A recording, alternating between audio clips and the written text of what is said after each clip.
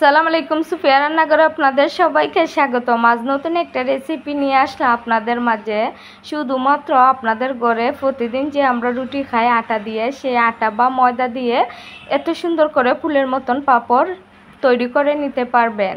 এক বাটি আটা নিছি আমি, নেওয়ার পরে স্বাদ অনুযায়ী লবণ দিয়ে দিছি, নর্মাল পানি দিয়ে একটা ব্যাটার তৈরি করে নেব।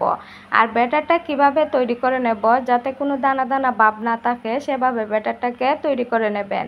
আর ব্যাটারটার ঘনত্ব কতটুকু রেখে দেব সেটা আপনাদেরকে ভিডিওর মাধ্যমে দেখাই দেব যে কতটা ঘনত্ব আমি ব্যাটারে রাইখা দিছি। অল্প একটু ব্যাটারের মধ্যে আমি ফুড কালার দিয়ে দেব আমি ডিজাইন দেওয়ার জন্য। আপনারা না চাইলে সেটা স্কিপ করে দিতে পারবেন, সাদাই রেখে দিতে পারবেন। প্লিজ চ্যানেলটা সাবস্ক্রাইব করবেন, লাইক কমেন্ট করবেন, ভিডিওটা শেয়ার দিয়ে পাশে থাকবেন। আর সিদ্ধ চাল পাটাতে পিষে নিলাম অল্প একটু দিয়া সিরিজে বইরা আমি ডিজাইনটা আইকা দিমু। দেওয়ার পরে ওই যে আটার যে ব্যাটারটা তৈরি করছি সেটা দিয়ে দেব, দিয়ে একটা ডিজাইন তৈরি করে নেব।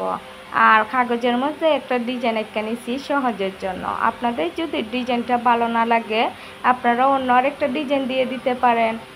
আমি কেন পলি ব্যাগ নিছি, আমাদের এখানে কলা পাতা সুবিধা নাই, তাই কলা পাতাতে আমি দিতে পারি নাই, পলি ব্যাগের মধ্যে দিয়ে দিতেছি।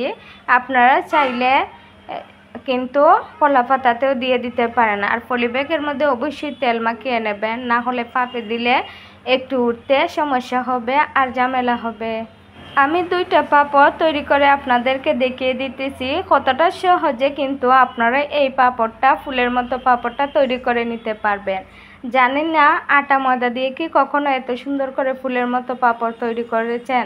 না হলে একবার হলেও ভিডিওটা দেখে তৈরি করে নেবেন। সহজে আর কম সময়ে কিন্তু সময় বাঁচানো যায়, এভাবে ফুলের মতন করে সুন্দর ডিজাইনের পাপড় তৈরি করা যায়। প্লিজ ভিডিওটা পুরো দেখবেন, স্কিপ করবেন না।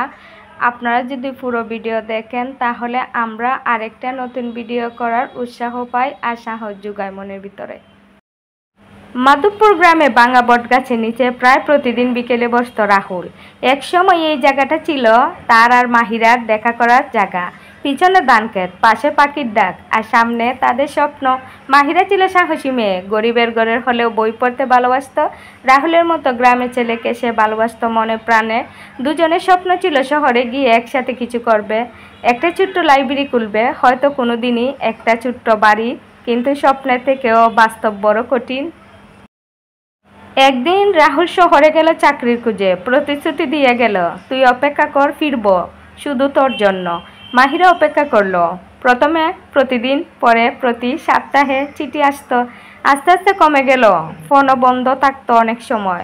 একদিন হঠাৎ রাহুলের এক বন্ধুর মাধ্যমে খবর এলো রাহুল শহরে অন্য এক মেয়েকে বিয়ে করেছে, সরকারি চাকরি পেয়েছে, নাকি নতুন জীবনে গড়েছে। মাহিরা কিছু বলল না, শুধু পরদিন সেই পুরনো বটগাছের নিচে এসে একটা চিঠি রাখলো রাহুলের জন্য। চিঠিতে লেখা ছিল, ভালো থেকো রাহুল, আমি কষ্ট পেয়েছি কিন্তু তোমার ভালো থাকাটাই চেয়েছিলাম সবসময়। শুধু একটা অনুরোধ, কখনো যদি আবার গ্রামের পথে হাঁটো ওই বটগাছটা নিচে দাঁড়িও না, কারণ আমি আর অপেক্ষা করব না। এরপর মাহিরা আর কাউকে ভালোবাসিনি, কিন্তু ভেঙে পড়িনি।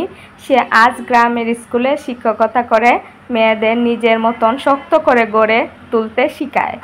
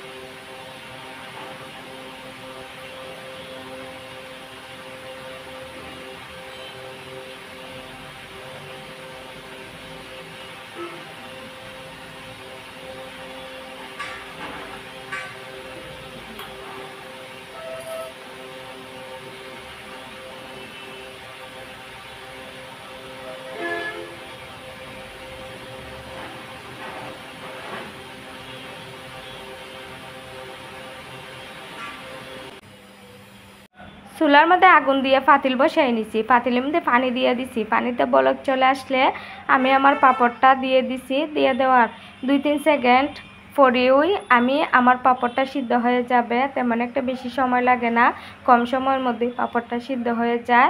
আমি নামিয়ে নেব, আমার পাঁপড়টা সিদ্ধ হয়ে গেছে। আসসালামু আলাইকুম, সবাই ভালো থাকবেন। দেশের বাইরে থেকে যারা আমার ভিডিওটা দেখবেন আপনাদের জন্য অসংখ্য ভালোবাসা রইল। ইনশাল্লাহ অন্য একটা ভিডিওতে আপনাদের সাথে দেখা হবে।